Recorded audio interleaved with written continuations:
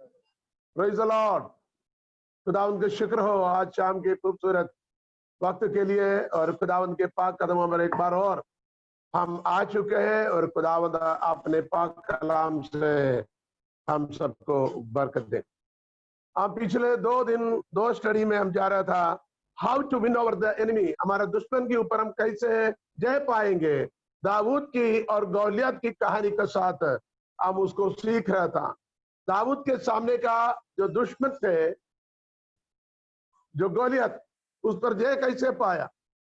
कलाम में लिखा हुआ उसने 5 पत्थर को उठाया, उसमें से एक पत्थर से उसने गोलियत को मार गिराया। तो कल हम दूसरे सेशन में हमने 3 पत्थरों के बारे में सीखा। गोलियत कौन है? गोलियत इब्लीस है। दाऊद कौन है? दाऊद खुदावंद यीशु मसीह के जो संतान है। दाऊद जैसे कि हम, खुदावंद मेरा चौपान है, यहोवा मेरा चरवाहा है। दाऊद गाता है यहोवा मेरा चरवाहा है। तो हमारा चरवाहा कौन है? खुदावंद यीशु मसीह। तो हम कौन है? दाऊद कौन है? दाऊद उस बड़ा चरवाहे के हाथ के नीचे का भेड़ है। तो हम भेड़, हमारा चरवाहा खुदावंद यीशु मसीह। गोलियत कौन है? गोलियत इब्लीस है। और इब्लीस की मुकाबला करने के लिए खुदा ने हमें क्या दिया हुआ? हमें इख्तियार दिया हुआ है। हमें हमें हमें हमें अधिकार दिया। इख्तियार का मतलब उर्दू में अधिकार, अथॉरिटी। तो उस अथॉरिटी के साथ हमें उसे खत्म करना।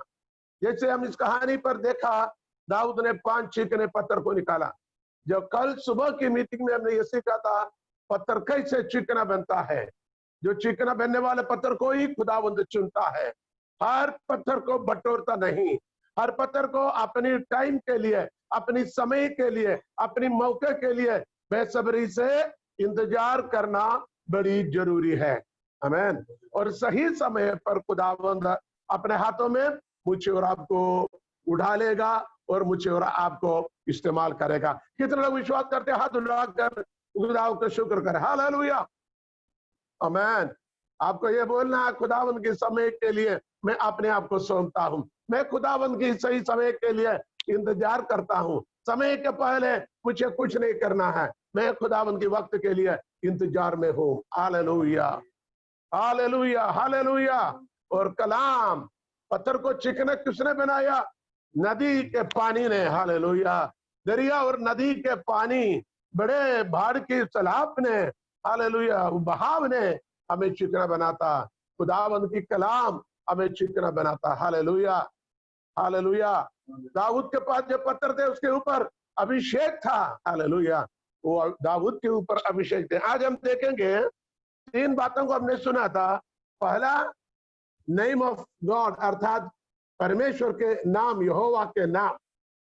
दूसरा पत्र यही था, परमेश्वर की वचन जीवित, सामर्थी और हर किसी दोधारी तलवार से चौका और बद गुदगुदों को आर पार करने वाले खुदावंद के पाक कलाम। तीसरा, खुदावंद यीशु मसीह के लहू, क्योंकि लहू और गवाही के द्वारा इब्लीस को गिरा दिया गया। जैसे कि मुकाशवा में 12 अध्याय के 10 और 11 आयत में हमने सीखा है। आज हमें उसके चौथी पॉइंट में जाना है। उसका चौथी पॉइंट है पाक रूह, पवित्र आत्मा। फोर्थ स्टोन, चौथा पत्थर क्या है? पवित्र आत्मा है। हालेलुया, पवित्र आत्मा, पवित्र आत्मा। दाऊद ने जैसे कि पत्थर को इस्तेमाल किया, हमें मालूम है वो सही निशाने पर जाकर पहुंचा, ना तो बल से, ना कि शक्ति से, बल्कि परमेश्वर की आत्मा के द्वारा। यही आयत को ध्यान रखना। Not by might not by power but his spirit alone. Hallelujah. वो है ना, हम जकरिया में उसको बारे में पढ़ते हैं। तो चौथा पत्थर परमेश्वर की आत्मा है। दाऊद अपनी कहानी बताता है। दाऊद अपनी कहानी बताता, कहां बताता? 23वीं भजन संहिता, जबूर 23 उसके 5वीं आयत पढ़िएगा। जबूर 23 भजन संहिता 23 की 5वीं आयत में दाऊद कहता है, तू मेरे सिर को मेरे सताने वालों के सामने हाँ मेरे लिए मेज बिछाता है। तूने मेरे सिर पर तेल मला है। तूने मेरे सिर पर तेल मला है, अभिषेक का तेल मला है। हालेलुया, परमेश्वर को धन्यवाद है। हाथ उठाकर हालेलुया। आज प्रत्येक लोगों को यह कहना, खुदा ने मुझे क्या किया हुआ, अभिषेक किया हुआ है।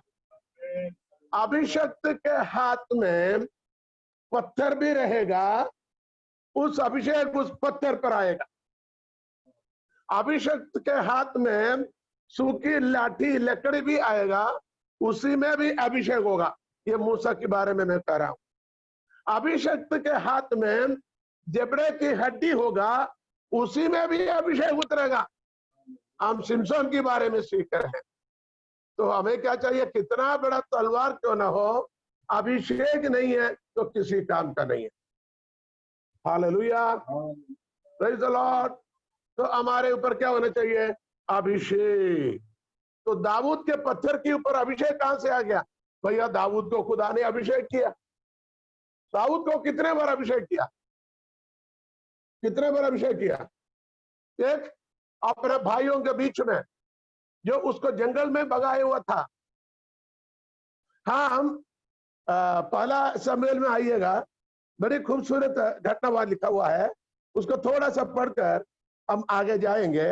वहां पर कैसे दाऊद के ऊपर अभिषेक आया है। हालेलुया। 16वें अध्याय में जाइए, 16वें अध्याय पहली आयत से। पहला शमूएल 16वें अध्याय पहली आयत से। Hallelujah, thank you Jesus. यहोवा ने शमूएल से कहा, हाँ, मैंने शाऊल को इस्राएल पर राज्य करने के लिए तुझसे जाना है। हाँ, तू कब तक उसके विषय विलाप करता रहेगा? हाँ, अपने सीन में तेल भरकर चल, मैं तुझको बैतलहम वासी यिशै के पास भेजता हूँ, हाँ, क्योंकि मैंने उसके पुत्रों में से एक को राजा होने के लिए चुना है। हाँ। शमूएल बोला, मैं कैसे जा सकता हूँ? यदि शाऊल सुन लेगा तो मुझे घात करेगा। यहोवा ने कहा, एक बछिया साथ ले जाकर कहना, मैं यहोवा के लिए यज्ञ करने को आया हूँ, और यज्ञ पर यिशै को न्योता देना। तब मैं तुझे बता दूंगा कि तुझको क्या करना है। अब देखिए, मैं संक्षिप्त में बताता हूँ इस अध्याय को, आपको पढ़ना पहला शमूएल 16 और 17 आपको अच्छी से पढ़ना। फर्स्ट शमूएल चैप्टर 16 एंड 17। ठीक है, कहानी यही है, खुदा ने शमूएल इस्राएल का आखिरी न्यायाधीश थे, और उसको खुदा ने उसी समय पर, वो नबी भी था, वो याजक की सेवकाई भी करते थे। ठीक है, उसको खुदा ने बोला, तू बैतलहम में यिशै के घर में जा।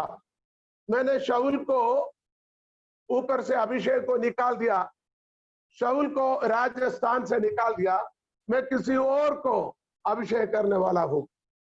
थोड़ा सा पास्टर जी डर गया, लेकिन परमेश्वर ने कहा तू जा। वो चले गया, और वहां जाने के बाद मैं यिशै को बोला, तू अपने बच्चों को इकट्ठा करो, एक बहुत बड़ी सभा अपने हिसाब से, और बहुत बड़ी कन्वेंशन, एक बहुत बड़ी आराधना यज्ञ की सुविधाएं वहां किया है, बलिदान के। यिशै ने क्या किया मालूम है? यिशै को कितने बच्चे मालूम है? 8 बच्चे, लेकिन 7 बच्चे को तैयार किया। सबसे छोटे वाला उसको जंगल में भेजा, भेड़ बकरियों को देखभाल के लिए।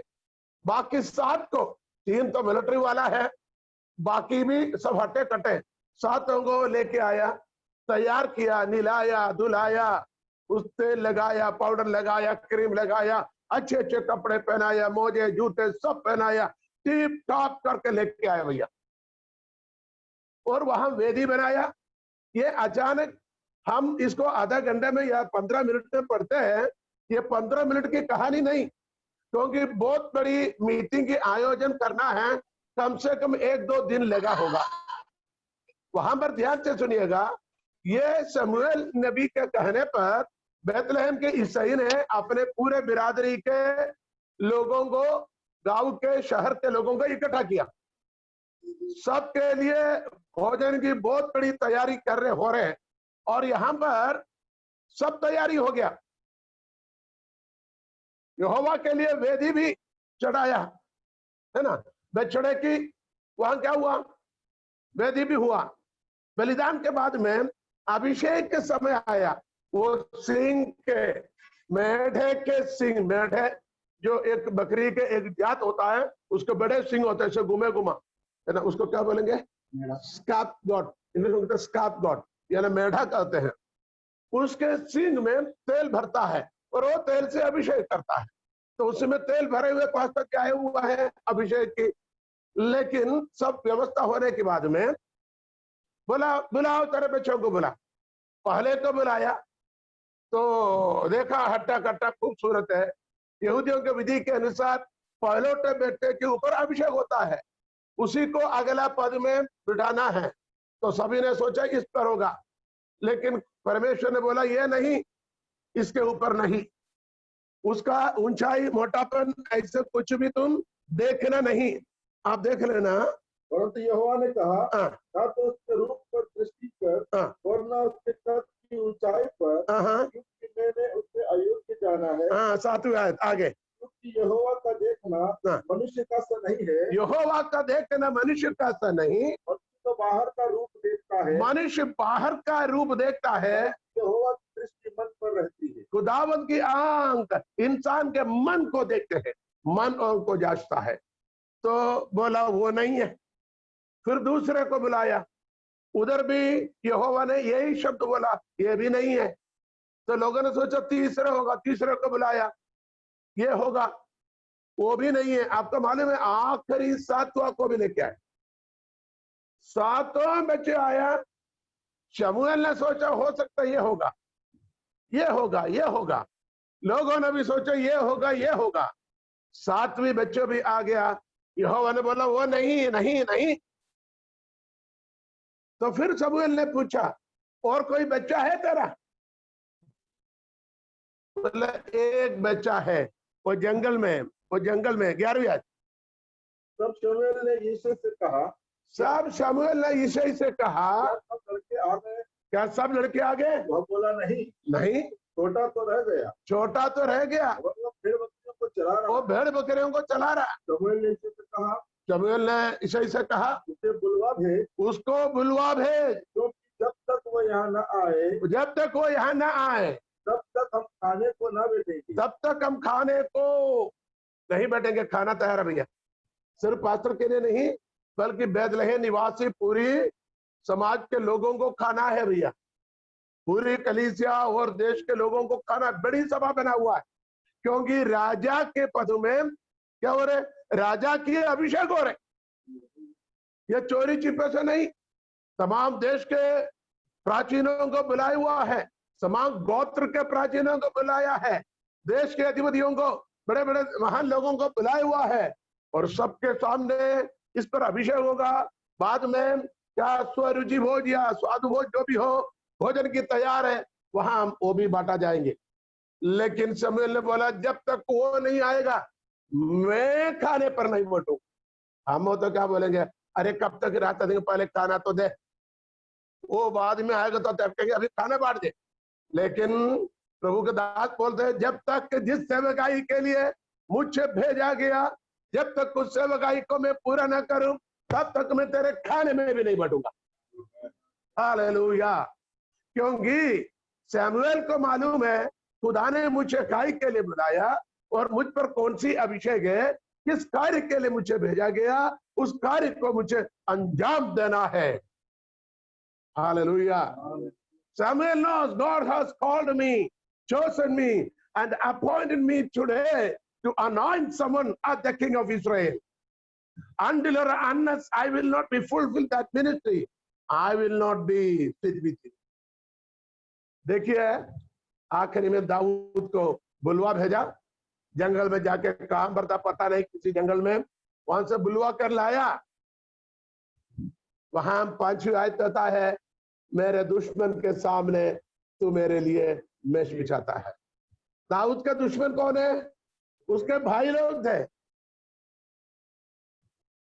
दाऊद का दुश्मन शेर और भालू नहीं, उसका तो उसने फाड़ डाला, एक बार नहीं जितने भी बार आया हो।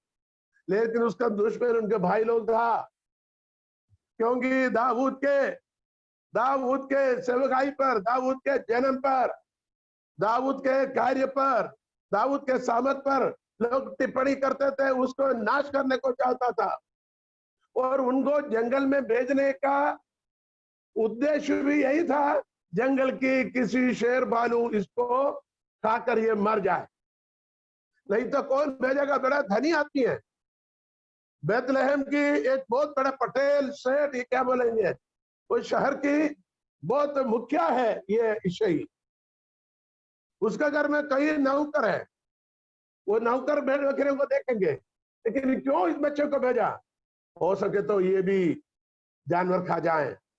ध्यान से सुने, यहां दाऊद के दुश्मन अपने भाई लोग था। दाऊद गीत गाता है, उसने दुश्मनों के सामने मेरे लिए मेष बिछाया है और तूने मेरे सिर पर तेल मला है। वहां पर दुश्मनों के सामने जिन लोगों ने उनको इनकार किया, जिन लोगों ने उनको तिरस्कार किया, हालेलुया, उसकी 13वीं आयत पढ़िए, 13वीं आयत, हालेलुया। तब शमूएल ने अपना तेल का सिंग लेकर उसके भाइयों के मध्य में, उनके भाइयों के मध्य में अभिषेक किया, उसका अभिषेक किया और उनसे लेकर भविष्य को हाँ, यहोवा का आत्मा दाऊद पर बल से उतरता रहा, यहोवा की आत्मा दाऊद पर बल से उतरता रहा। प्रेजेंट कंटिन्यूअस टेंस, एक बार उतर कर खत्म नहीं हुआ, जैसे कि आजकल के विश्वासियों में किसी समय पर थोड़ा सा उतरा था, बाद में बस चलते फिरते खत्म, और भी उसी सोच में चला है। इधर कहता उतरता रहा, जब जब जब जब खुदा उसके ऊपर हालेलुया किसी मकसद के लिए, किसी दौत्य के लिए अपने अभिषेक को उतरता रहा, एक बार नहीं, बार बार बार बार।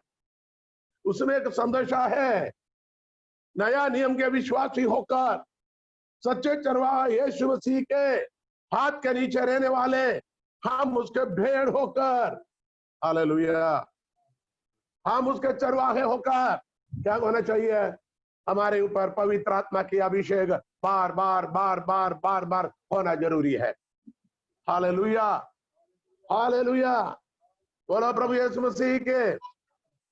तो इसी तरीके से उसको ऊपर अभिषेक आया, इसलिए वो भजन संगीता इसके 5 में कहता है, उसने मेरे सिर पर तेल मला है, सिर पर वो तेल मला है, अभिषेक मुझे किया है, हालेलुया, उसको राजा बना दिया। पहला अभिषेक दाऊद के ऊपर, पहला अभिषेक कहां पर हुआ, हालेलुया, बेथलेहम में, अपने भाइयों के बीच में खुदा ने उसको अभिषेक किया है।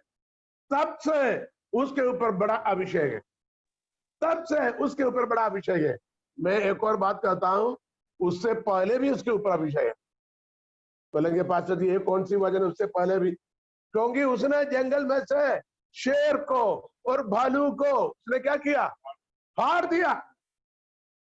सिमसोन के ऊपर जैसे अभिषेक आया, उसने भी शेर को फाड़ दिया।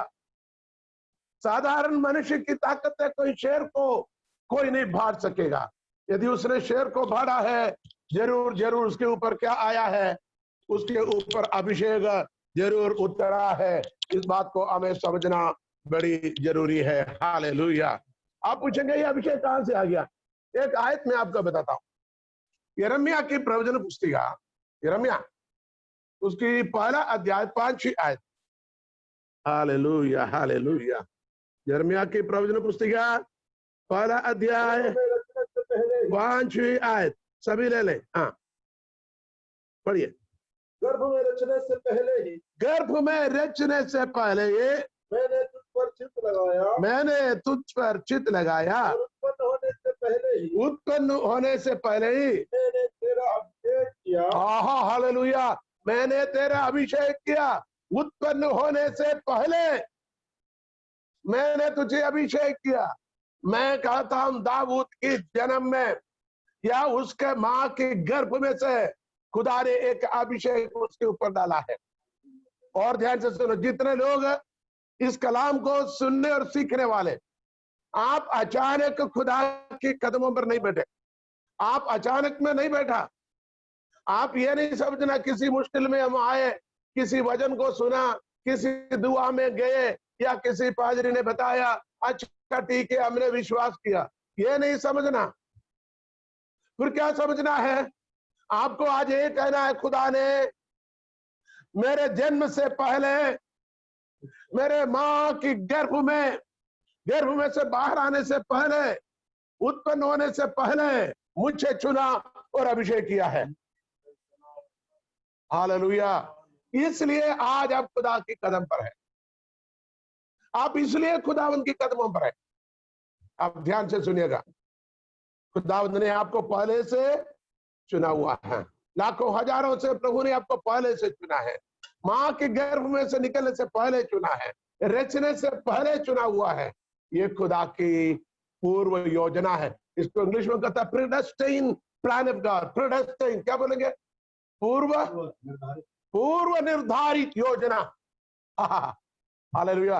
हर एक लोग जो बैठे सीने पर हाथ रख बताए, आज मैं जो कुछ हूं परमेश्वर की पूर्व निर्धारित योजना के मुताबिक है। हालेलुया। मैं कहता हूं खुदावंद के पूर्व निर्धारित योजना की वजह से आज मैं खुदा के कदमों पर हूं और खुदा ने मुझे चुना हुआ है। आमीन। हालेलुया। अच्छा, और वचन को सीखना है तो मैं आपको और बताता हूं कहां पर उसके अभिषेक हुआ है। अब दूसरा शमूएल में चलिए, दूसरा शमूएल 2 अध्याय में चलिएगा। दूसरा शमूएल 2 अध्याय, थैंक यू जीसस, उसके 4 आयत पढ़िए। दूसरा शमूएल 2 अध्याय 4 आयत। सब यहूदी लोग गए और वहां दाऊद का अभिषेक किया। वहां दाऊद के अभिषेक किया कि वह यहूदा के घराने का राजा हो। यहूदा के घराने की राजा हो। यहूदा के घराने की राजा होकर उसको अभिषेक किया है। अभिषेक किया ना? किया है। और पढ़िए 5 अध्याय उसका 3री आयत पढ़िए। 5 अध्याय उसके 3री आयत पढ़िए। अतः सब इस्राएली पुरनिये हेब्रोन में राजा के पास आए और दाऊद राजा ने उनके साथ हेब्रोन में यहोवा के सामने वाचा बांधी और उन्होंने इस्राएल का राजा होने के लिए दाऊद का अभिषेक किया। देखियो, इधर तीसरा अभिषेक है, इस्राएल के राजा होने का अभिषेक किया। मैं कहता हूं ये तीसरा अभिषेक नहीं, ये चौथा अभिषेक है, क्योंकि एक मां के गर्भ में, दूसरा अपने परिवार में अपने भाइयों के सामने, तीसरा यहूदा कबीले के प्राचीन लोग आकर यहूदा के गोत्र के लिए राजा बना। तीसरा, अब हम हेब्रोन में इस्राएल के पुरनी लोग आकर इस्राएल के राजा होकर उसके ऊपर अभिषेक किया। हेलो, एक संदेश और बताता हूं। दाऊद, जब तक तुम्हारे ऊपर अभिषेक नहीं है तुम सिर्फ एक चरवाहा है। जब तक तुम्हारे ऊपर अभिषेक नहीं है तुम सिर्फ एक चरवाहा है। लेकिन जब अभिषेक उतर आएगा तुम छोटा मोटा चरवाहा नहीं, तुम बड़ा चरवाहा है। हालेलुया। पूरे इस्राएल के लिए, हालेलुया, राजा के पद में राजस्थान में बैठने वाला राजा बन गया, उसको बढ़ा दिया। Hallelujah, praise the Lord. तो दाऊद के ऊपर अभिषेक के ऊपर अभिषेक, अभिषेक के ऊपर अभिषेक, जैसे हमने पहले पढ़ा, उसके ऊपर अभिषेक उतरता रहा, आत्मा उतरता रहा, आत्मा उतरता रहा। हालेलुया। ये दाऊद के ऊपर के अभिषेक के विषय में हमें बड़ी गहराई से सीखना है, लेकिन हम यहाँ से आगे चलेंगे। 3-4 आयत हमने पढ़ लिया, किस तरीके से उसके ऊपर अभिषेक आया और किस तरीके से उसने अभिषेक में बना रहा। हालेलुया। अब हम शुरू से सीखा, दाऊद के हाथ में पत्थर था। कौन सी पत्थर? क्षिक्र पत्थर। वहां खुदा ने पत्थर को अभिषेक तो नहीं किया, लेकिन उस पत्थर को अभिषेक के हाथ में दिया। देखिए, हमारा अभिषेक कौन है? मसा करने वाले मसीहा।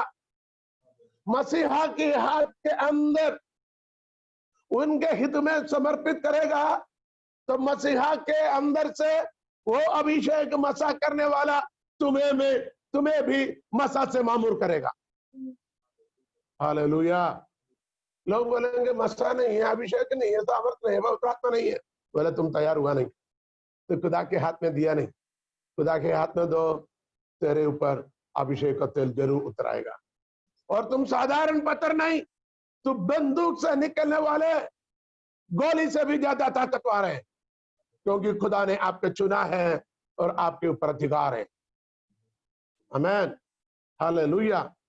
आपने लूका की सुसमाचार में पढ़ता है 10 अध्याय में, सांप और बिच्छू शैतान की तमाम ताकत को कुचलने की अधिकार मैंने तुझे दिया है। हालेलुया। 10 अध्याय कहां पढ़ा हुआ है? हालेलुया। 17वीं 18वीं 19वीं आयत।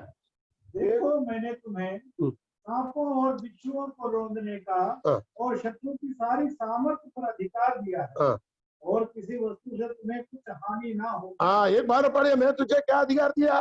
देखो मैंने तुम्हें सांपों और बिच्छुओं को रौंदने का और शत्रु के सारी सामर्थ्य को अधिकार दिया है। हालेलुया। खुदा ने हमें अधिकार दिया है, काय के लिए? शत्रु को, दुश्मन को, उसके सारी सामर्थ्य को रौंदने का, उसके ताकतों को रौंदने का। हालेलुया। शत्रु की सारी सामर्थ्य पर अधिकार दिया है। हालेलुया। इसलिए कहता है यशायाह 54 उसकी 17वीं आयत। हालेलुया। 54 की 17वीं आयत में पढ़िए। 54 अध्याय यशायाह 54 17वीं आयत। हाँ, जितने हथियार तेरी हानि के लिए बनाए, जितना हथियार तेरे हानि के लिए बनाए जाए कोई सफल ना होगा, और जितने लोग मुद्दई होकर उसमें से कोई भी शस्त्र सफल ना होगा। और तेरे विरुद्ध, ध्यान से सुने, तेरे विरुद्ध दुश्मन ने बनाए गए जितने भी शस्त्र हो, वो तुझ पर सफल ना होगा, सफल ना होगा। The weapons which formed against you will not prosper. कितने भी शस्त्र बनाए, वो बीमारी हो, वो तकलीफ हो, वो दुर्घटना हो, वो एक्सीडेंट हो, और कोई परेशानी हो, आर्थिक परेशानी हो, या और कोई मुश्किलें हो, वचन कहता कुछ भी सफल नहीं होगा, क्योंकि खुदावंद ने आपको अभिषेक कर रखा हुआ। Hallelujah. No weapon that is formed against thee shall prosper, and no tongue shall rise against thee in judgment thou shalt condemn. This is the word of the Lord. Hallelujah. ये यहोवा की वाणी है। ये कौन कह रहे? किसी पास्टर नहीं, बल्कि खुदावंद खुदा कहता है, किसी भी शत्रु तुझ पर प्रबल ना होगी। हालेलुया। तो हम क्या सीख रहे था? दाऊद के ऊपर परमेश्वर की सामर्थ, परमेश्वर की अभिषेक उतर आया हुआ है। तो अभिषेक चाहिए कई के लिए? हमें शैतान पर जय पाने के लिए। हमें मालूम है सुसमाचार के अंदर यीशु मसीह जब सेवकाई करता था, दुष्टात्मा को निकाला, तो वहां कुछ लोगों ने आके बोला, तू बेएल्ज़ेबूल से क्या करता है? तू बेएल्ज़ेबूल से दुष्टात्मा को निकालता है। तो यीशु ने बोला, क्या मैं बेएल्ज़ेबूल से दुष्टात्मा को निकालूं? छोटी दुष्टात्मा को बड़ी दुष्टात्मा से निकालता हूं। ऐसा हो, राज्य के अंदर क्या हो जाएंगे? टूट जाएंगे। एक ही राज्य के अंदर उसी राज्य के लोग आपस में लड़ेगा तो राज्य टूट जाएगा। लेकिन एक राज्य को हराना तो दूसरे राजा को उस राज्य पर चढ़ाई करके हराना होगा। हालेलुया। और प्रभु यीशु मसीह कहता है, यदि मैं पवित्र आत्मा के सामर्थ्य से दुष्ट आत्माओं को निकालता हूं, तो समझ लो परमेश्वर के राज्य तुम्हारे पास आ पहुंचा है। इसलिए प्रभु यीशु भी दुष्ट आत्मा को कैसे निकाला? पवित्र आत्मा से। हालेलुया। उस आयत को थोड़ा निकाल, हमने पहले लिखा हुआ था। यदि मैं पवित्र आत्मा से परमेश्वर के राज्य के बारे में सीख रहा था, उस टाइम पर उस आयत को मैंने याद दिलाया था। यदि मैं पवित्र आत्मा के सामर्थ्य से दुष्ट आत्माओं को निकालता हूं, तो समझ लो परमेश्वर का राज्य तुम्हारे पास है। स्वर्ग का राज्य, किंगडम ऑफ गॉड, हालेलुया, आपका पास है। इसका मतलब क्या है? दुश्मन पर जय पाने का हथियार पवित्र आत्मा, वो हमें प्राप्त करना होगा और उस पवित्र आत्मा के साथ हमें आगे जाना। बिना पवित्र आत्मा से आप जाएगा, दुश्मन आपके ऊपर हावी होगा, दुश्मन आपको धक्का देगा, आपको गिरा देगा, आपको मार देगा।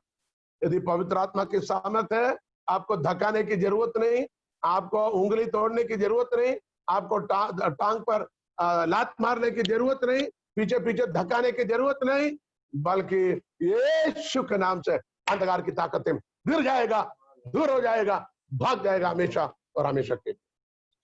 जिसके पास पवित्र आत्मा नहीं है, वो हाथ पकड़ेगा, उंगली को दबा देगा, वो सिर पर हाथ रखकर बार बार बार थकाएगा, वो चलते चलते पीछे पाव से उनको पाव को टांग दे। पढ़ा कौन सी है? लूका की सुसमाचार 17 अध्याय 21वीं आयत पढ़िए। और लोग यह ना कहेंगे देखो यहाँ है या वहाँ है, क्योंकि परमेश्वर का राज्य तुम्हारे बीच में है। वो नहीं। परमेश्वर का राज्य, यदि पवित्र आत्मा से मैं दुष्ट आत्माओं को निकालता हूं तो देखो परमेश्वर का राज्य तुम्हारे पास है। वो हम बाद में देख लें, ठीक है। अब इधर हम बात क्या कर रहा था? अभिषेक क्या चाहिए? पवित्र आत्मा के अभिषेक चाहिए। हम गीत गाते हैं, आत्मा मंडराता, पवित्र आत्मा मंडराता, पेंतिकोस्त के दिन समान आत्मा मंडराता। हालेलुया। रूह के बारिश बरसना चाहती है, खुदावन की शिफा आती है, खुदावन की शिफा आती है। एक बार और, रूह की बारिश बरसा चाहती है, खुदावन की शिफा आती है, आमेन, खुदावन की शिफा आती है। हालेलुया, आमेन। प्रेम की परीक्षा बरसा चाहती है, खुदावन की शिफा आती है, खुदावन की शिफा आती है। कोड़े दिखाए तेरे लिए ही वो सूली चढ़ा, कुचला गया वो तेरे लिए, तेरी शिफा को सब कुछ सहा, रूह की बारिश बरसा चाहती है, खुदावन की शिफा आती है, खुदावन की शिफा आती है। हालेलुया, पढ़िएगा। थैंक यू बहन। मत्ती के इंजील 12 बाब 28 से आयत। मत्ती की, परमेश्वर के आत्मा की सहायता से, यदि मैं खुदावन की रूह की मदद से दुष्ट आत्माओं को निकालता हूँ, बदरूहों को निकालता हूँ, तो परमेश्वर का राज्य तुम्हारे पास, तो खुदावन की बादशाह तुम्हारे पास आ पहुंचा है। ये कौन कह रहे? खुदावंद यीशु मसीह कहता है, मैं दुष्ट आत्माओं को कैसे निकालता हूं? पवित्र आत्मा के सहायता से, रूहुल कुदुस की मदद से मैं दुष्ट आत्माओं को निकालता हूं। इसका मतलब हमें दुष्ट आत्मा पर विजय कैसे पाना है, हमें शैतान पर विजय कैसे पाना है।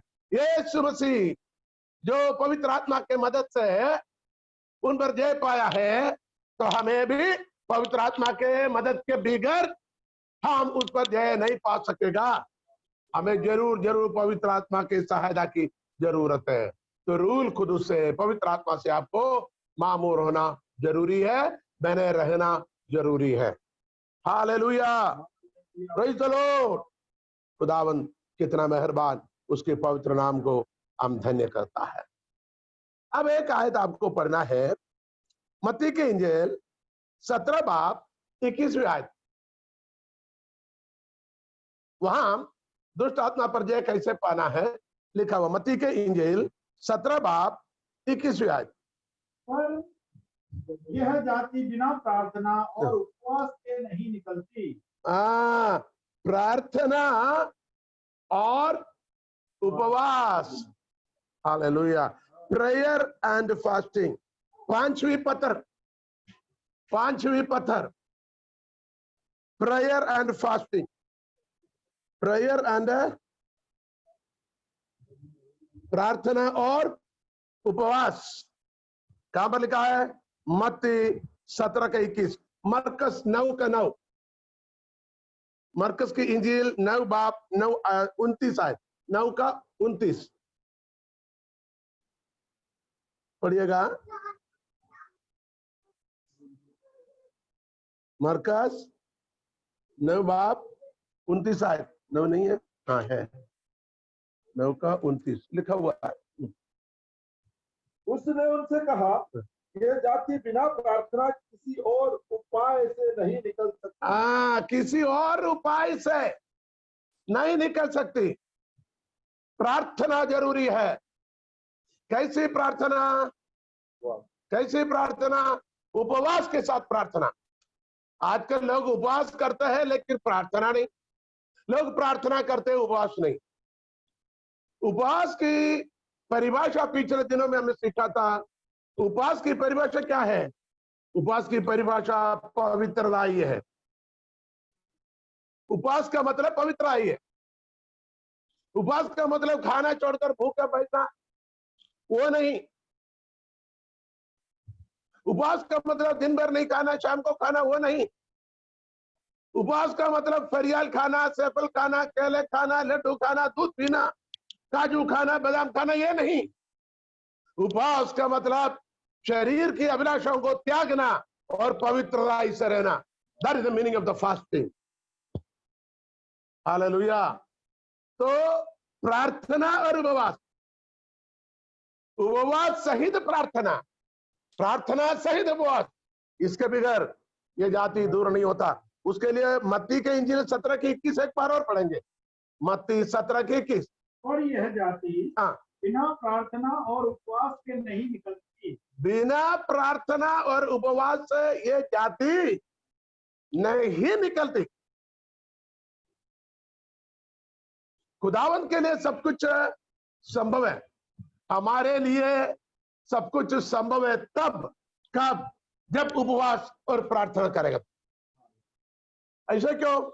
उसके ऊपर की आयत पढ़िएगा। मत्ती के इंजील 17:20 पढ़िए। उसने उनसे कहा, अपने विश्वास की घटी के कारण, क्योंकि मैं तुमसे सच कहता हूँ, यदि तुम्हारा विश्वास राई के दाने के बराबर भी हो तो इस पहाड़ से कह सकोगे, यहाँ से। नहीं, 14 आयत पढ़िए। एक एपिलेप्सी बीमारी वाले के बारे में लिखा हुआ, पढ़िए। जब वे भीड़ के पास पहुंचे तो एक मनुष्य उसके पास आया और घुटने टेककर कहने लगा, हे प्रभु, मेरे पुत्र पर दया कर। मेरा पुत्र पर दया कर। उसको मिर्गी आती है। उसकी मिर्गी का बीमारी आती है और वह बहुत दुख उठाता है, बहुत दुख उठाता है। बार बार आग में और बार बार पानी में गिर पड़ता, बार बार आग में, बार बार पानी में गिर पड़ता है। मैं उसको तेरे चेलों के पास लाया था, पर वे उसे अच्छा नहीं कर सके। मैं चेलों के पास लाया, शागिर्दों के पास लाया, लेकिन वो लोगों ने क्या नहीं किया? अच्छा नहीं किया। आगे यीशु ने उत्तर दिया, हे अविश्वासी और हठीले लोगों, मैं कब तक तुम्हारे साथ रहूंगा, कब तक तुम्हारी सहूंगा, उसे यहाँ मेरे पास लाओ। तब यीशु ने दुष्टात्मा को डांटा और वह उसमें से निकल गई। यीशु ने दुष्टात्मा को डांटा तो निकल। अब एक और बात ध्यान से सुनो। मिर्गी के बीमारी, डॉक्टर लोग कहते हैं वैसे कोई बीमारी नहीं। डॉक्टर लोग बोलते आयुर्वेद वाला डॉक्टर हम बैठे हैं, बोले मिर्गी का ये कारण थे, वो कारण थे, इसलिए ये जड़ी बूटी है, ये काढ़ा है, ये तेल है, ये मालिश है। मेरा यीशु कहता है ये दुष्टात्मा है। और मैं कहता हूं वजन यदि सही है, अधिकतर बीमारी के पीछे बीमारी का एक आत्मा होता है।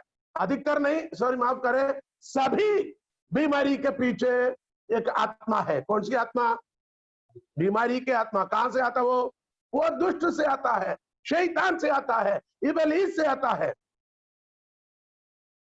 हर बीमारी के पीछे एक आत्मा है वो खुदा की आत्मा रूह नहीं, बल्कि वो इब्लीस की तरफ से। पढ़िए, यहां पढ़िए, आगे पढ़िए। तब यीशु ने दुष्ट आत्मा को डांटा और वह उससे से निकल गई और लड़का उसी घड़ी अच्छा हो गया। तब चेलों ने एकांत में यीशु के पास आकर कहा, जब भीड़ खत्म हो गया तो चेले आकर शागिर्द आकर यीशु से पूछा, हम उसे क्यों नहीं निकाल सके? वो हमारे पास लाया था, हमने भी दुआ तो किया था, लेकिन हम क्यों निकाल पाए? उसने उनसे कहा, यीशु ने उनसे कहा, अपने विश्वास की घटी के कारण, तुम्हारे विश्वास की घटी के कारण, क्योंकि मैं तुमसे सच सच इसका मतलब प्रार्थना करने वाले को क्या होना चाहिए? विश्वास होना चाहिए। लेके आने वालों को क्या होना चाहिए? विश्वास होना चाहिए। जो चंगाई प्राप्त करना उसको भी विश्वास होना चाहिए, जो चंगाई के लिए प्रार्थना करता है उसको भी विश्वास होना चाहिए।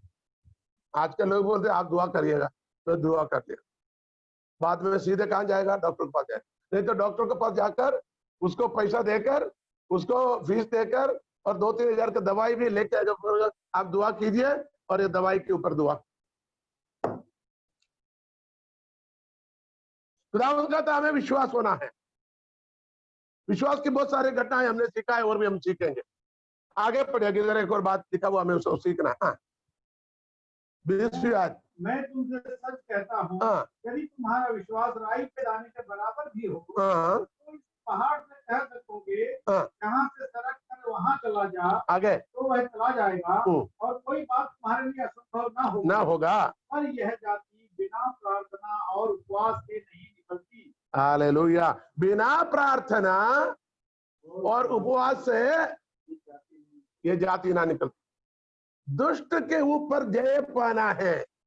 एक बार और मैं सचेत का, हमारे दुश्मन कौन है? यहाँ की दुश्मन कौन है? गोलियत। गोलियत कौन है? शैतान है। परमेश्वर के लोगों के खिलाफ लड़ने वाले शैतान है। तो इस पर जय पाने के लिए हमें क्या चाहिए? पहला पत्र में क्या था? परमेश्वर का नाम, दूसरा परमेश्वर का वचन, तीसरा खुदावंद यीशु मसीह के लहू।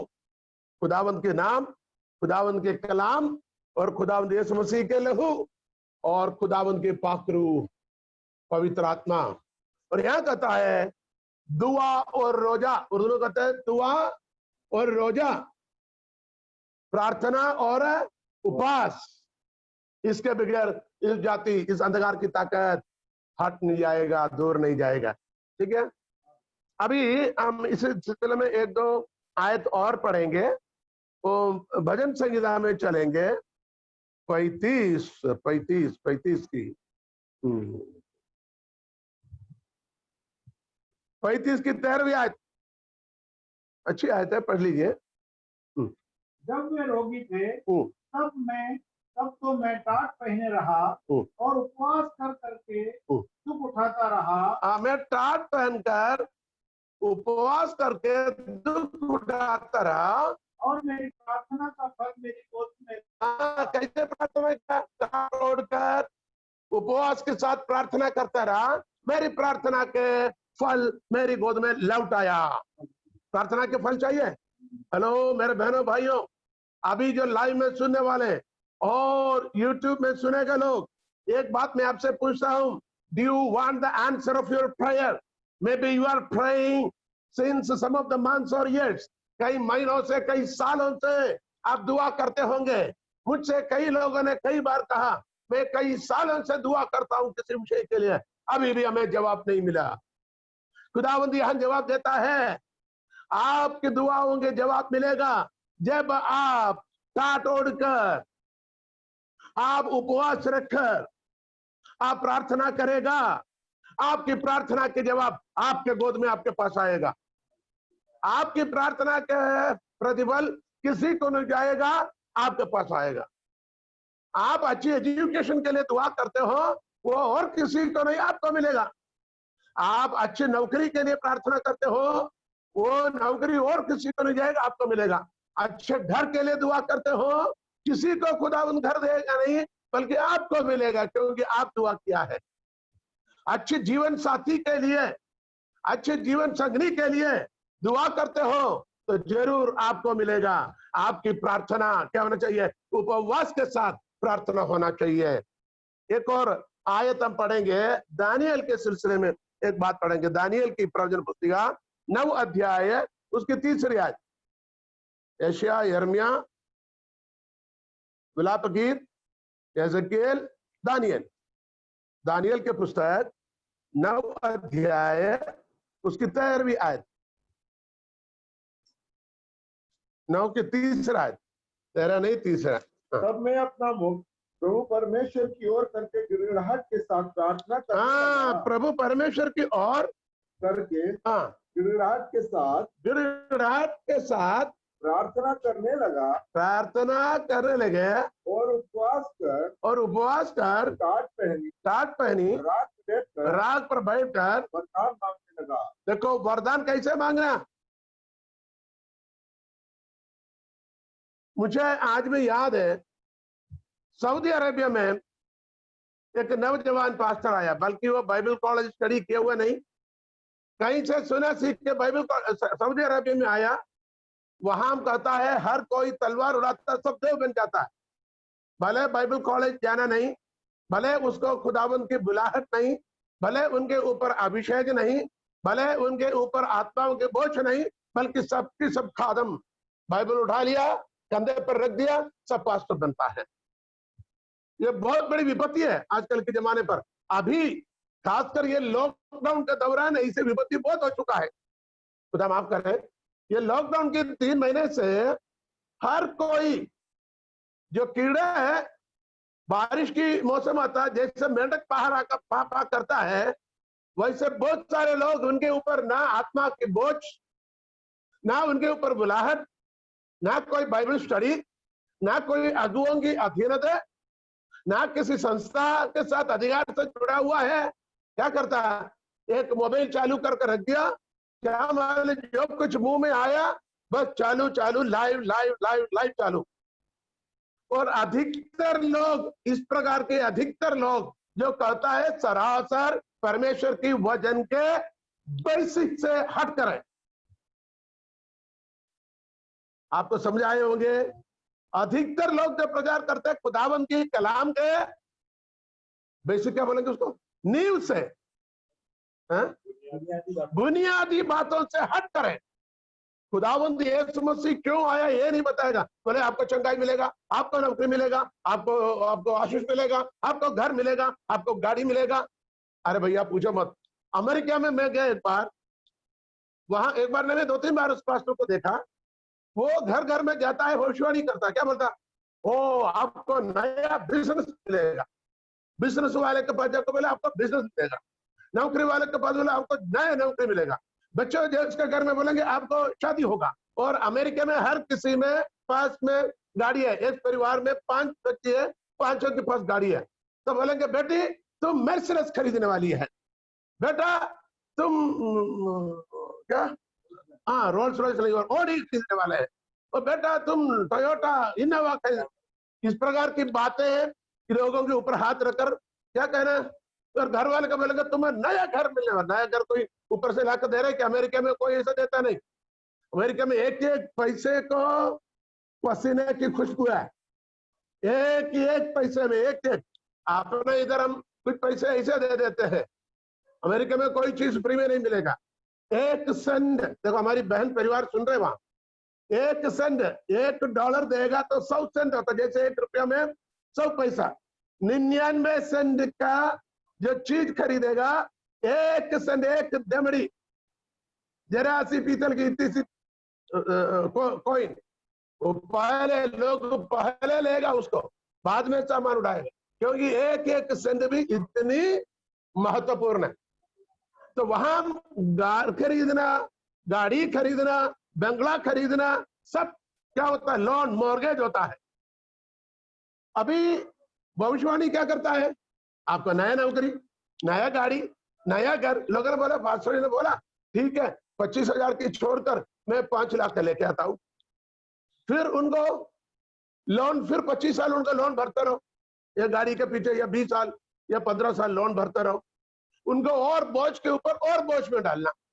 समझ लो एक गाड़ी लिया था, उसको लोन क्या हुआ था, लोन देते देते मोर्गेज देते देते खत्म होने वाला था, तो नई भविष्यवाणी अगर तुम मर्सिडीज बेंज खरीदोगे, ये बच्चे जाकर क्या किया, एजेंसी में जाकर नई गाड़ी उठा लिया, उसको पैसे चुकाने के लिए इसको 20 साल फिर काम करके चुकाना पड़ेगा। मेरा कहने का मतलब इस प्रकार की भविष्यवाणी देते हैं, ये झूठा भविष्यवाणी है।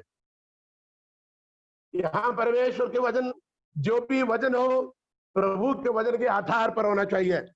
हमने यहाँ क्या सीखा है, हालेलुया, हमें जो कुछ करना है परमेश्वर के वचन के आधार पर। मैं धन्यवाद देता हूं, आज हमारी एक बहन दोपहर को, मेरे ख्याल से 3 बज गया, 2:30 बज गया, 2-2:30 बज गया होगा, मुझे कॉल करके बताया, अंकल जी कल जो वचन हमने सुना था उसमें से ये आयत मुझे समझ में नहीं आया। बेटी और माँ दोनों बैठकर हमसे कॉल करके पूछा, मैंने उसके अर्थ बताने बोला कल हमने सुना था लेकिन समझ में नहीं आया, आज हम वचन को सीख रहा था।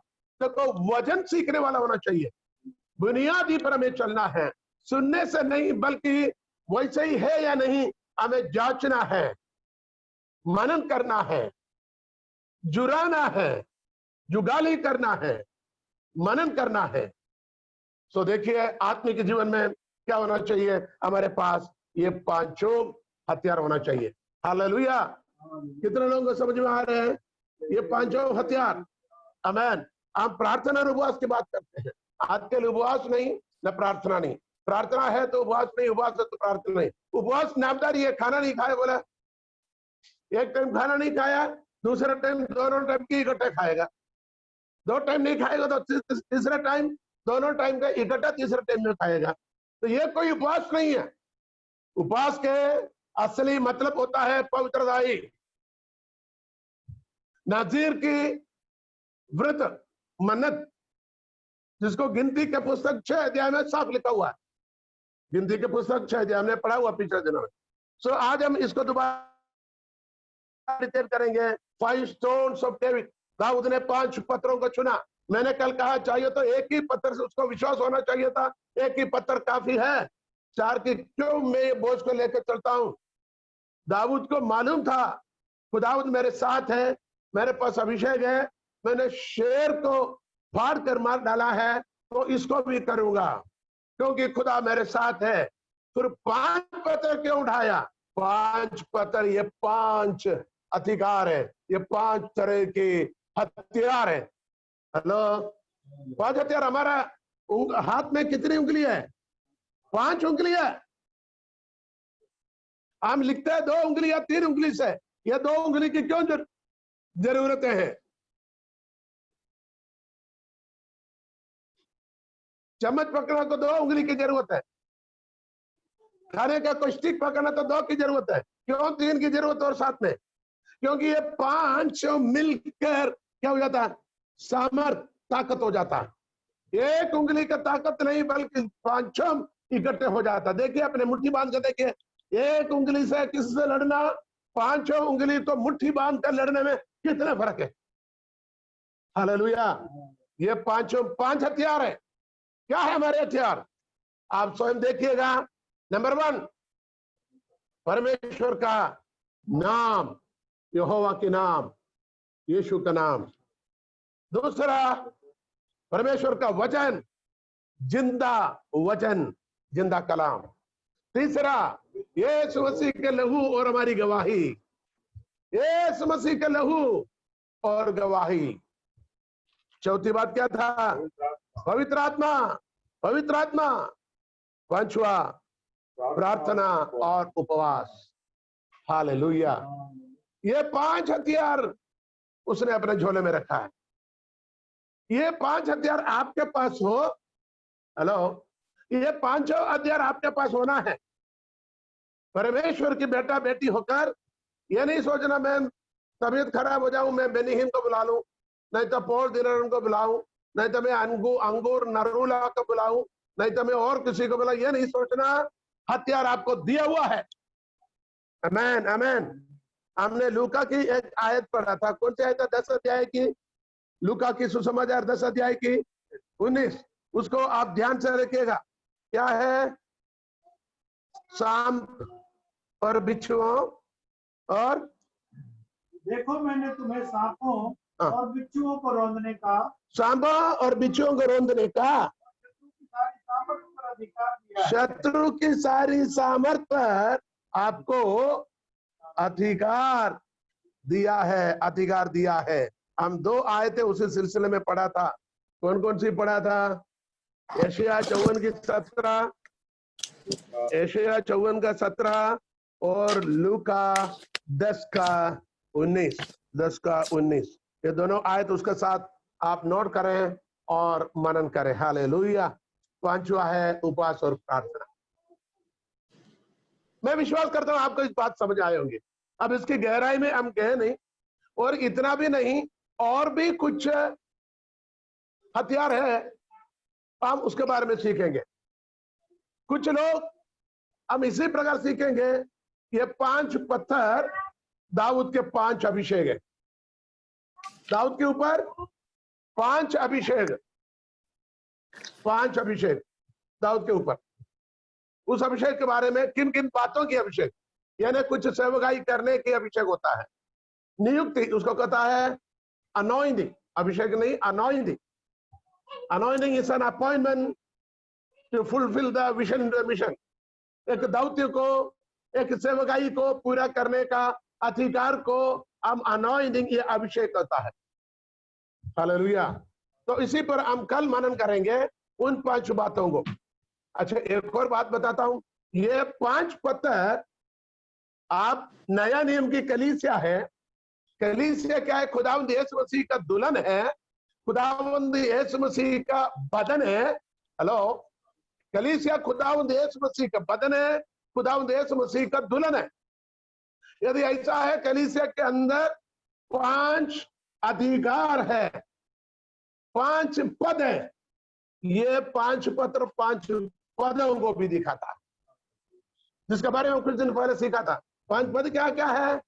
प्रेरित, भविष्यवक्ता, सुसमाचार के प्रचारक, और चौपान यानी पास्टर या चरवाहे, और सिखाने वाले। क्या सीखा था हमने? 5। अभी मैं 5 पत्र को इन 5 पदों की, इन 5 अधिकार के साथ जोड़ता हूं। पहला रसूल, दूसरा नबी, तीसरा मुबशर, चौथा चौपान, 5वें सिखाने वाले। हिंदी में बताता हूं। पहला प्रेरित, दूसरा भविष्यवक्ता, तीसरा सुसमाचार की प्रचारक, चौथा चरवाहे, 5वां सिखाने वाले। देखिए, इतना आसानी से आपको समझ आ गया। 5 पत्थर 5 अधिकार, 5 पत्थर 5 हथियार। कल हम सीखेंगे 5 पत्थर 5 अभिषेक। Hallelujah, hallelujah. कल हम इसके बारे में सीखेंगे। चलिए हम दुआ में जाएं। आपने जो वचन को सीख रहे हैं, दोबारा मनन करें और हमसे खड़ करके बोले, पूछे, ताकि हम आपसे बात करेंगे। हालेलुया। खुदावंद आपको बरकत दे। दुआ कर दे। खुदा बाप, शुक्रगुजार है आज की इस खूबसूरत समय के लिए। तेरे कलाम की भेदों को तूने हमें जाहिर किया, तूने मुझे दिया हुआ भेदों को आज मैंने बांटा प्रभु जी, और हमें सीखेंगे, और भी खादमों की ओर से जो मिला हुआ हम बांटेंगे कल। खुदावंदा शुक्रगुजार है। खुदावंदा आज हमें दिया हुआ इस कलाम के लिए सबके जीवन में इन हथियारों को हालेलुया अभिषेक के साथ इस्तेमाल करें, ताकि दुश्मन के जड़ों को, गढ़ों को तोड़ सके, गिरा सके, और जयवंत जीवन में हम आगे बढ़ पाए। प्रार्थना सुना जाने के लिए धन्यवाद, यीशु मसीह के नाम से। Thank you for watching. आपकी बहुमूल्य समय के लिए बहुत धन्यवाद, शुक्रिया। खुदावंद आपको बरकत दे। Thank you. God bless you. We will see you tomorrow evening.